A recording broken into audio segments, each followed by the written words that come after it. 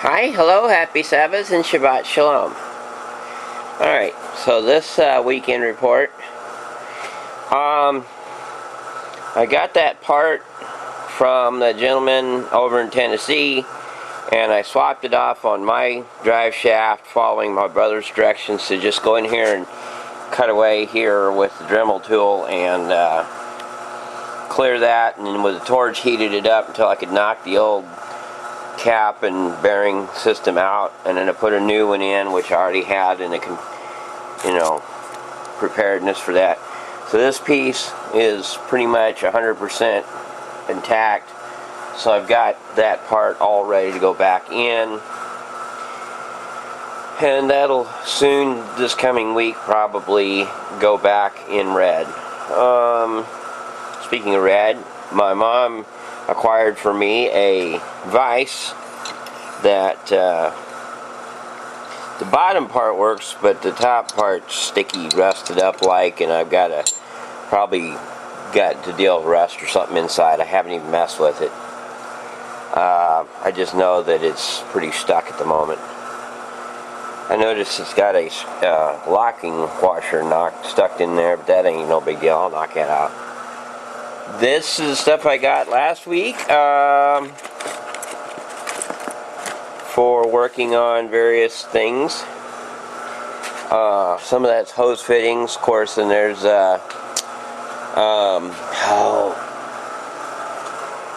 epoxy for things that need to be put together with epoxy. Still haven't done anything with the steel. That hopefully will be worked with this coming week.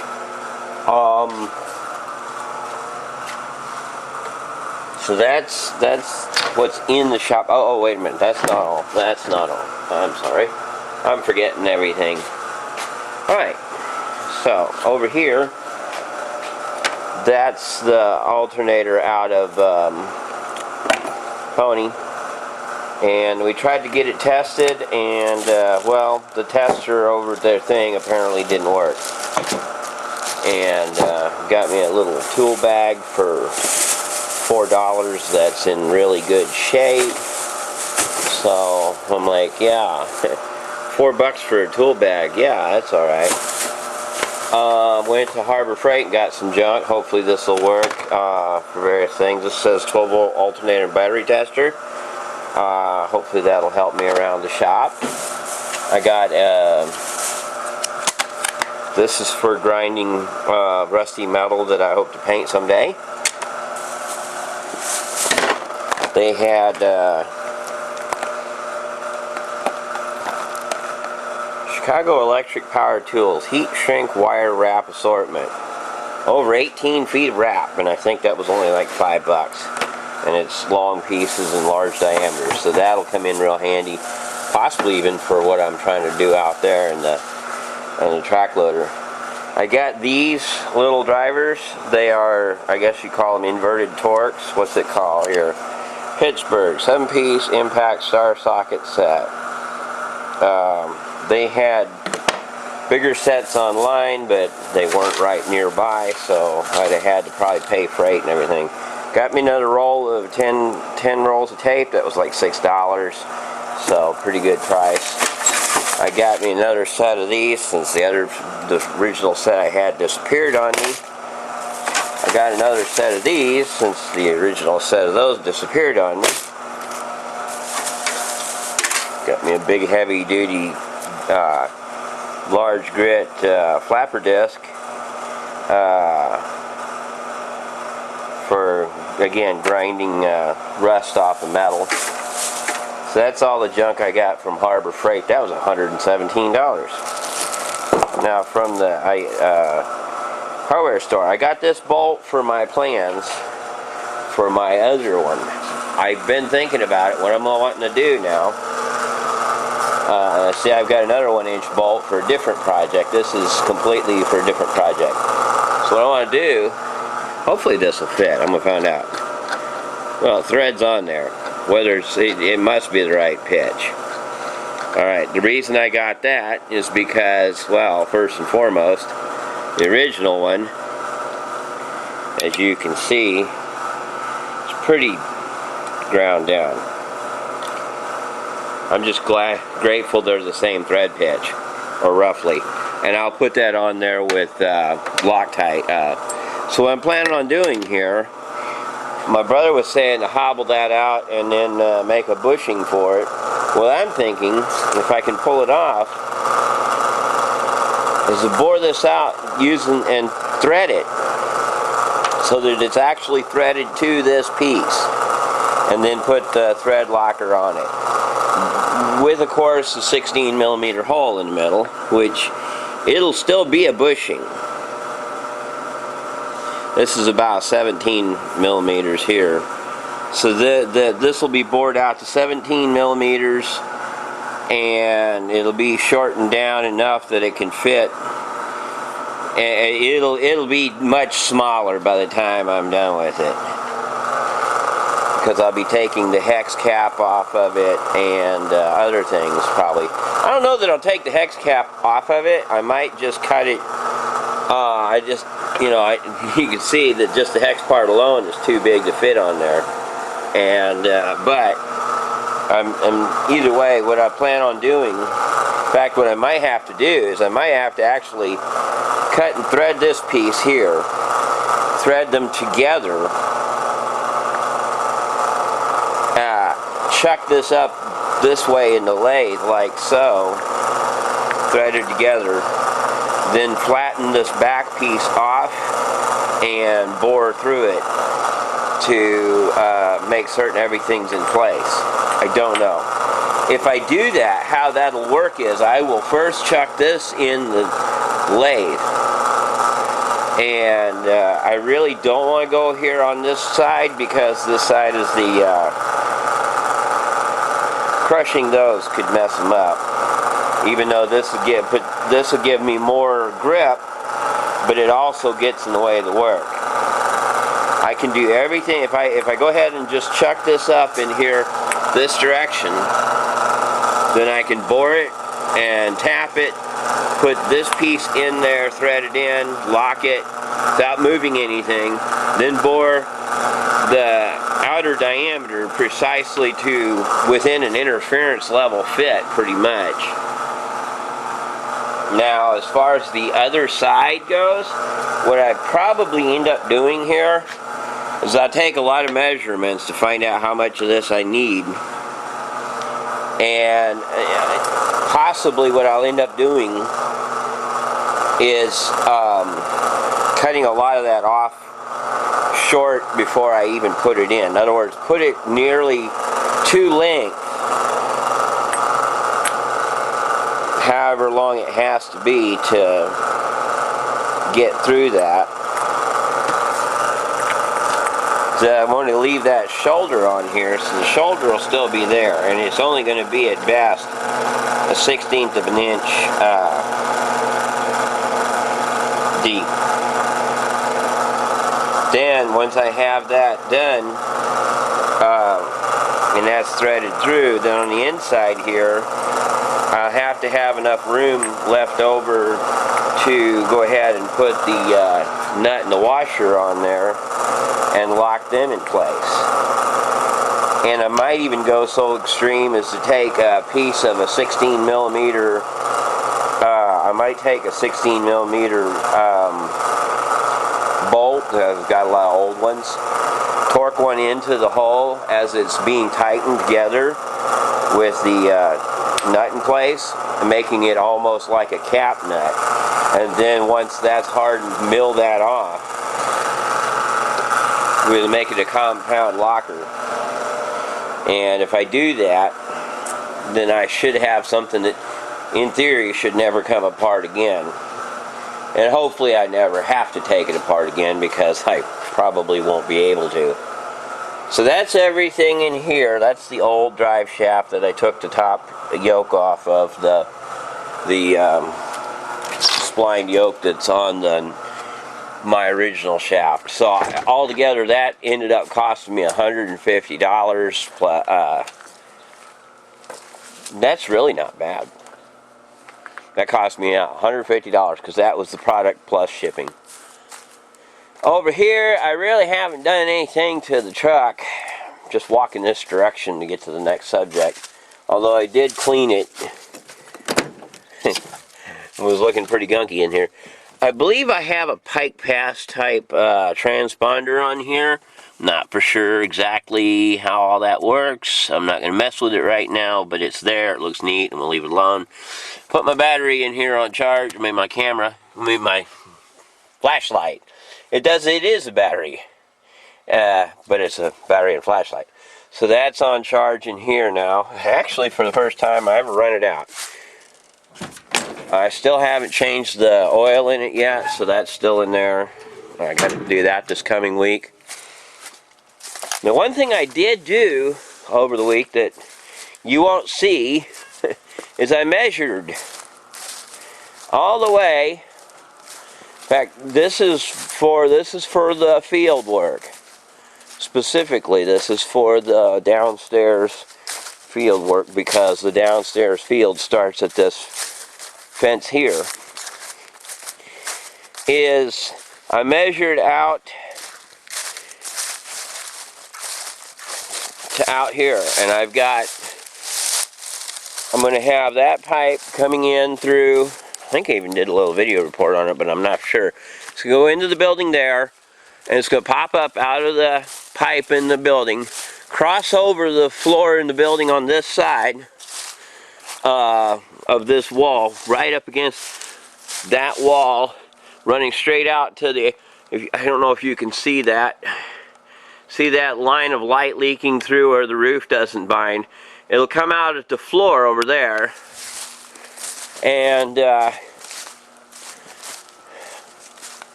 from there, let me get over here.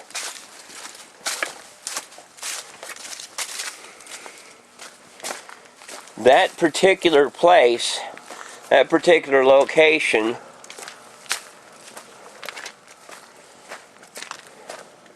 is this corner right here. So the idea is I'll drill a hole through right at the top of the concrete footing, and I'll take a bunch of this vermiculite material for the time being, and when I put the hoses through here, and then I'll go through this board here as well, but from here they'll be underground. And right here I'll stuff a bunch of that, effectively insulation. That's kind of what he bought it for, but it ended up apparently being drain material. Anyhow, I'll stuff that up against that corner there, mound a bunch of it up so that it shields it on that side. And on this side I'll put dirt. That's just all temporary, because eventually I plan on plumbing all these buildings in permanently, because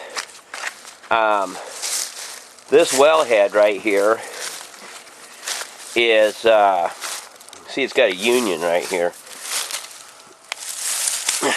This wellhead is plumbed underground into the wall right there. Always has been.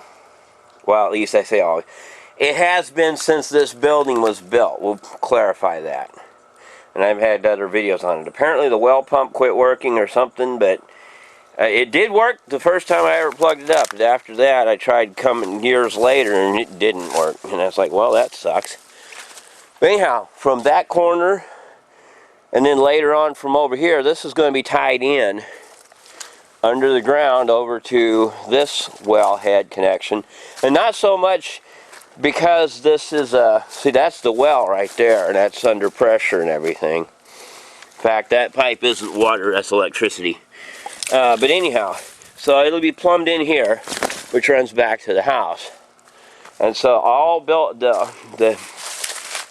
technically all the well systems will be interconnected, including the one on the other side up at the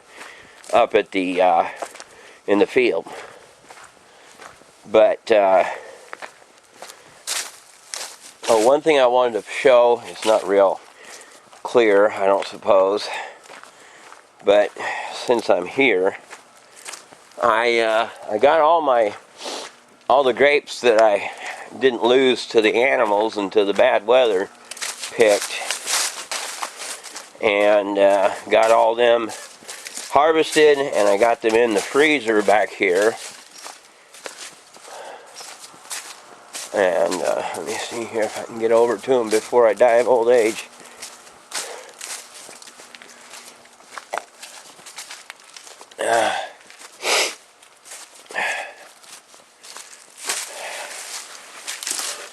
Oh, one day I'm going to clean this mess up. If I don't die of old age. Anyhow.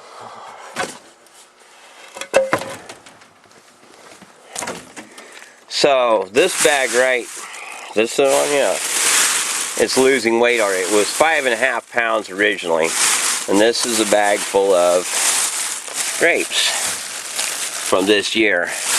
And somewhere around here I've got another bag full of grapes from a previous year. And I've got to get them all together, get them boiled and extricated the juices of them and stuff so I can make wine out of them. Grape beer. I wonder if that would go over very well with anybody. Grape flavored beer. Probably not. Anyhow.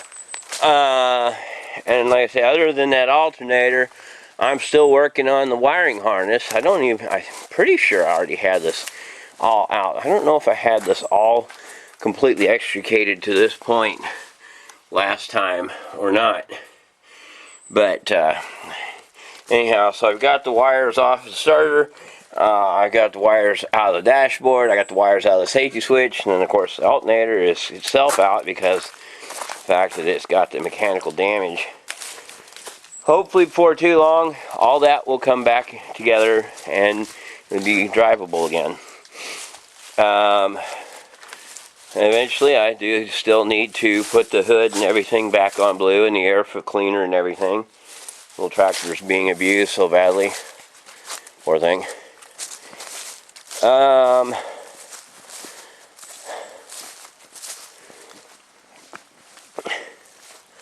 Up here, pretty much all that's happened up here, I'm getting up here,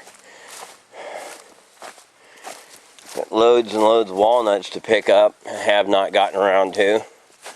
Gonna mow all this and rake all the walnuts up, and I don't particularly care what happens to them, as long as they don't sprout. If the squirrels and chipmunks and other animals eat them, that's fine.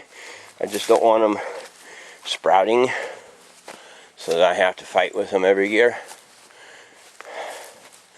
Over here where these containers are, I was, this is an acid mix. I was cleaning the rust. That's green because it's got iron chloride in it.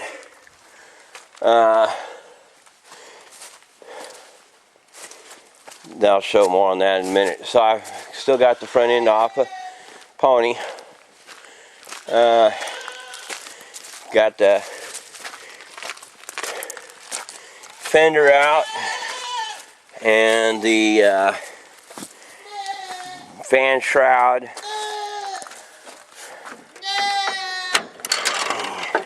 So I've got a little ways to go yet to put the new alternator on it. And my brother decided to advise me that I really should go ahead and just replace that defective shifter.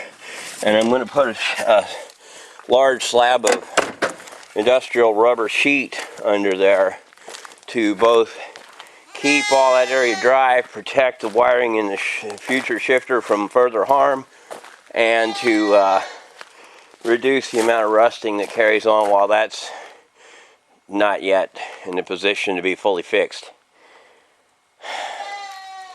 However long that takes. And then, you got the babies.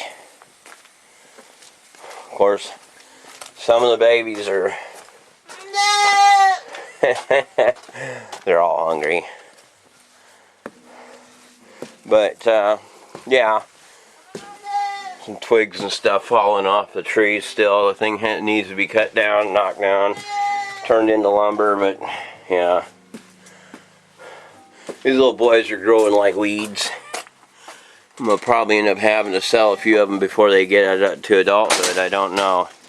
Yeah, it's hunch. Use your hunch. You can't let them get a hold of your fingers, they'll bite them off.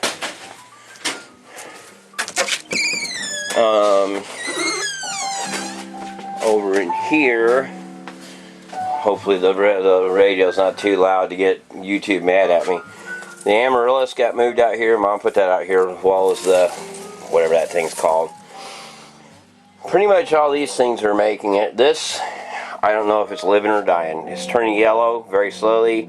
It didn't wilt. I don't know if it's going to live or die. Hopefully it'll root up and carry on. We'll find out. I'm pretty sure the lemongrass was a failure. I don't see any signs that it rooted this time. Last time it did root, but this time it's not rooting. The ginger, I thought it was growing, but then it seems like it stopped. So I don't know if I've done something wrong. I thought there was a little bulb right here, but it looks like it's just rotting. So I don't know if the ginger is going to make it or not. And that other plant, whatever it's called, I don't even know what it's called in here. Don't know if it's going to make it or not. The filters, they're sideways on purpose. They're draining. I had them in rinse mode in here, and that was to take the acid out without filling them full of sodium. Over there, of course, you see some of the elephant garlic, which again, for those who are not aware, is a type of leek, not a garlic. Still growing. Then some onions. I put some onion seeds out here, and hopefully they'll grow in and do some good. That's elephant garlic. But a lot of these others here in clusters are just red onions. And so, yeah, I'll try to get them to seed out and hopefully grow and make a good little bunch of onions in here. I don't know. We'll see. We shall see what we shall see. I just dropped one and forgot where I put it. Yeah. Alright. And interestingly, this one you can see it's already rooted. It has already rooted. Put some dirt on the root. This one's rooting. I'm rooting for you.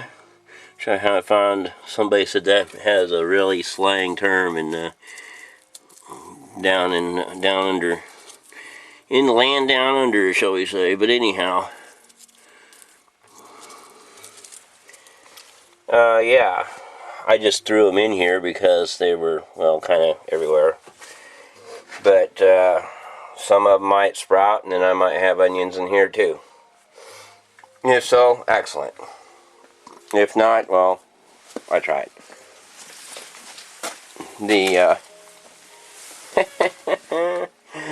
I believe I have a elephant garlic. Yes. It was growing through the bottom of the pot. Talk about determined to make it to the surface. This one apparently didn't.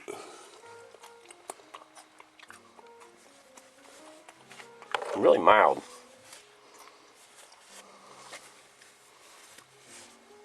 Alright, second thought. It's only mild for a few split seconds. Then it's hot. Alright, that's hot after all. It's not so mild. Joke's on me. Alright, so that's pretty much everything out here. These cacti appear to be starting to bloom a little bit. Different ones. So hopefully we'll have some cactus flowers before not too long. And that'll be cool. This plant is very, very, very old. I'm glad it's still surviving. It nearly died completely. It died partially. It's huge. I have no idea how old it is, but it was pretty old. I don't even know what the lifespan on those are. Over here, these are breakages that are not super old, but I don't know, nutrient content or something that some are growing better. It could be genetics, I don't know. Alright, well, unfortunately we're gonna have to run through the house where there is a radio going on, so I'm gonna have to block the microphone.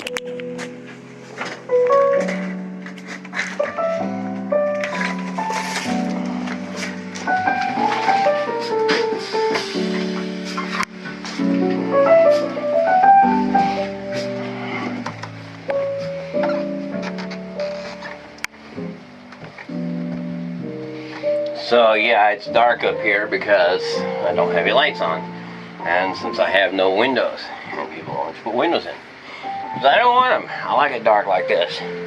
Doesn't do much for filming, but it's great for keeping the light out. So yeah, sorry. I'm sure most of what I just said was muffled. I was just saying that I intentionally have it dark in here. So this switch was physically broken in two, and I made a gasket for it because if it did have one, it wasn't there when I got to it. So it's got a gasket that's glued on with silicone. This switch wasn't broken that I can tell, but I had to take it off and test it. It's working good though. These wires here, some are for the alternator, some are for the emergency safety switch to the neutral interlock on the but this way, this is the neutral interlock. As you see, it's got reverse, neutral, and forward, and it has to be in neutral for the switch to activate to start this thing, which is I could take that off. I figured I won't. I tested this works. I had to take the back off to test it because I didn't have a 24-volt power source on hand. But unless one of the coils is damaged in this, it does have a voltage across it. That doesn't mean the coil works, it just means that electricity is flowing through it. But anyhow, hopefully this will work just fine. If it doesn't, then I'll need another relay, in which case I'll probably just take these wires off of here that are the two, and I'll just put a push button instead. And I've thought entirely about bypassing all this stuff and just going in and hand wiring it. The other thing was the fuse block. Had to epoxy it. You can see where it's got a... It's really hard for me to get these things lined up perfectly, so it's still got a visible crack in it, but the epoxy is pretty well holding it together. Seeing as it's broken in two and sitting up there for years, this should be alright for a few more years. I hope. We'll see. I might even put it in a different position than it was, because there's a screw-on lid on here, which I have the screw, but the lid's pretty much toast, so I'll probably end up just putting a different lid on it, making it possibly out of, well, maybe even out of epoxy. We shall see. But that's pretty much everything that has really gone on. Oh, Mom also got it's not here, it's out in the greenhouse. I'm not going to go back down there, but got a old Oster mixer. And nobody was sure if it worked or not. But I tested everything and it did work, so we got it for a pretty good price. Has a dough hook and a mixer top on the front of it, and it sets up pretty slick. And it's nice and shiny like a lot of the 1950s model stuff was. So that should be fun. Also, I've got some more. These are more tools I got. This is for masonry, and this is mostly for metal shaping and stuff. And also for fixing some of these damaged plugs that are really melted into bad shape. So that's bound to be about everything. I can't think of anything else in the world that's been going on. I mean, other than the fact that I recently, and I don't remember when, swapped out the